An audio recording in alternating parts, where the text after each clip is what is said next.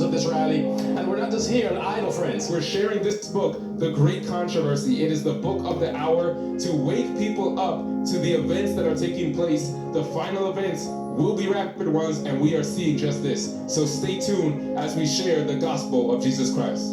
So how you all doing today? What brings you out here? We vote for Trump, boy. Trump, boy. Just support Trump. Trump! Support Trump. All right, simple as that, right? Trump. Trump and the shape of America that we're in today, we got to do something or we're going to lose it all. I just want to show my support, and I feel like Donald Trump has sacrificed a lot for Americans. He's given up his fortunes, his business, and it's really the least I can do is to show up and show my support for him. Same for you? Yes, sir. I think Trump is our best option. I think he's fighting for the right things that really matters, which is economy, which is the security that the country needs. To support the candidate that I believe brings America first. Okay, I'm here with Maurice Simonet, also known as Michael the Black Man on 88.7 in Miami, Florida radio station. And you came all the way here. What brought you here today? All the way in Atlanta, Georgia?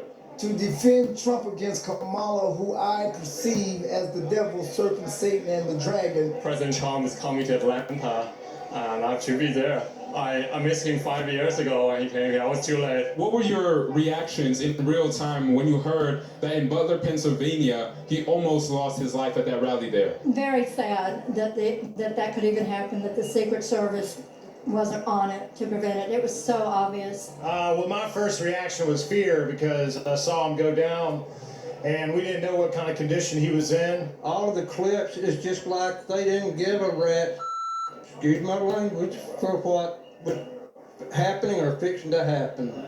Me personally, I think that God, the finger of God, touched Trump and turned his head.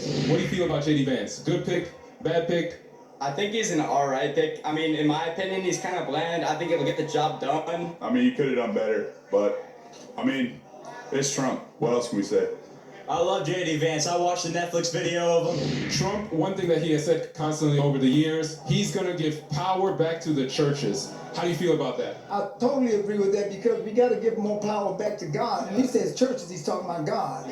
The Bible said when they see the two brethren stand together in unity, that's the black man and the white man, that's Shem and Jephthah. I feel great about that, because a lot of churches are doing a lot for communities, a lot of businesses, and a lot of times with Biden in office, a lot of people don't even look towards the church, don't even show a lot of support to the churches. Do you believe in a separation of church and state? Yes, I do. There's some people who believe there should be a separation of church and state, and then there's others who say that's not in the Constitution. What are your thoughts? Do you believe there should be a separation? I don't think it should be a separation. With J.D. Vance, there's a movement behind him, Project 2025 movement. Have you heard of that? Yes. They have a working framework for how to bring conservative policies back into America. In fact, that's J.D. Vance right there talking. All right, so J.D. Vance is talking right now. Do you think that the government should legislate morality, such as, hey, let's create a law to force people to go back to church on Sunday so that we can increase the morals in society? Would you be in favor of something like that?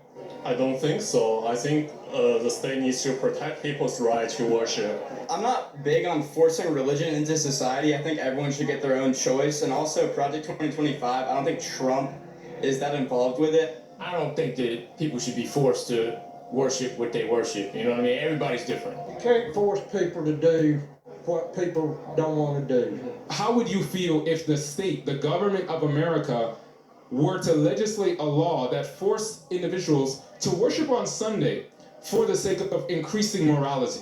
I could probably get behind that. I feel like it'd be really up to the people and not the government. I feel like it's important for us to have Christian leaders and leaders from other religions as well. Now, the force thing, I wouldn't allow that. I wouldn't agree with that. But in schools, I agree with it.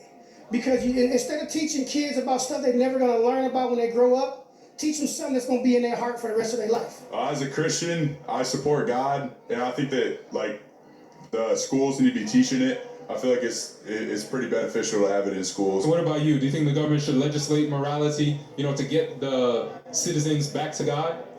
I think that God is universal, and that, of course, the morals and the love for God is something that is related to government, of course. But I think the morals and the kind of like the old school values needs to come back. And so yes, I'm up for that. I will say this, that there's the first beast, that was Kennedy. The second beast was likened to the first beast, that was Clinton. And said the third beast is the image of the beast, that was Obama. Obama is the image. Why? Because Clinton said so. He said, Obama is made in my image. So these beasts will come together and they will speak like the dragon because their mama is a dragon. Isaiah 13:22 says, the dragon and her delicate palaces will be destroyed in the latter days. So whoever this dragon is female. I contend with you that that female is Kamala. Well, let me ask you this, because you're quoting from Revelation. And so in Revelation 13, it actually brings to view that there is the second beast there, a lamb-like beast, 2 horns. And so it says that this lamb-like beast begins to speak like a dragon. Now, this beast is a nation, if you connected that with Daniel 7, verses 17 to 23. So, prophetically, it's actually talking about the United States of America, which will soon speak as a dragon.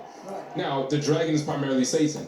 How does a nation speak? It speaks through its laws and through its policies. This thing, you're going through a lot of stuff. I'm going to close it off just by talking about this. There's a lot of prophecy there in the book of Revelation. This book right here, The Great Controversy, is talking a lot about what's going on. You're mentioning the dragon, the beast. This book talks about that and shows how these powers are going to come together to legislate morality in America, which will be America speaking as a dragon. So I know you're going to enjoy that, and I know you're going to be enlightened by that. Thank you so much, Michael. I appreciate you. God bless you.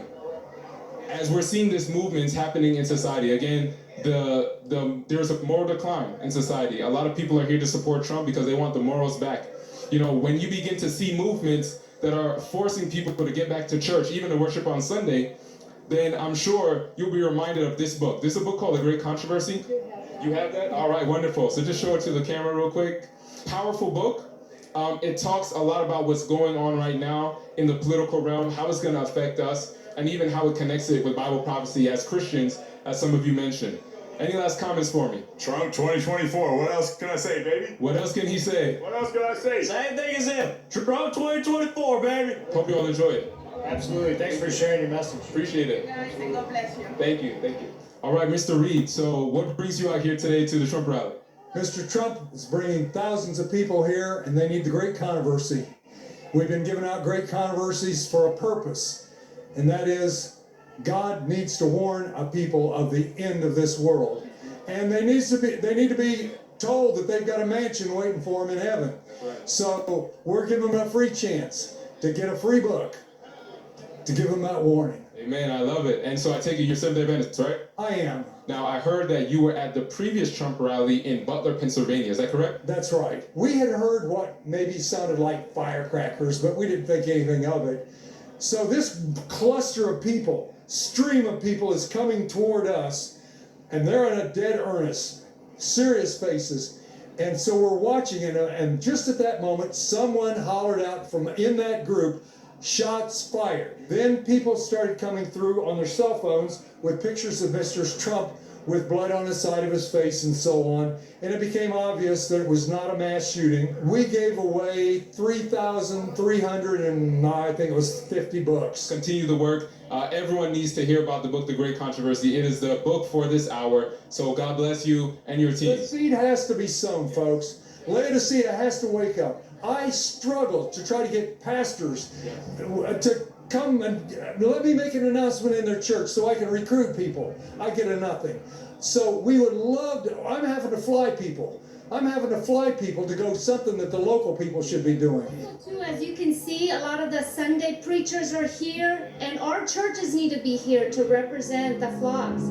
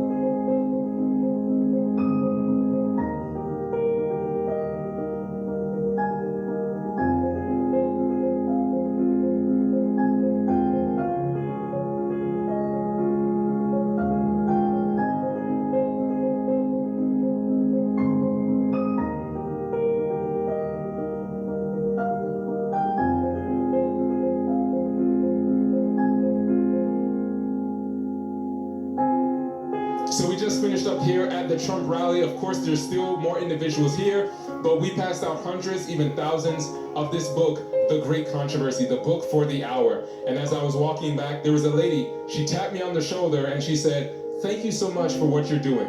Now, I'm not sure if she overheard what I was saying in the interviews, or if she is familiar with the book, The Great Controversy, or if she was just happy that we were here at the Trump rally. But nevertheless, the word of God is getting out, and pray for these souls, that they would read the book, that they would be converted.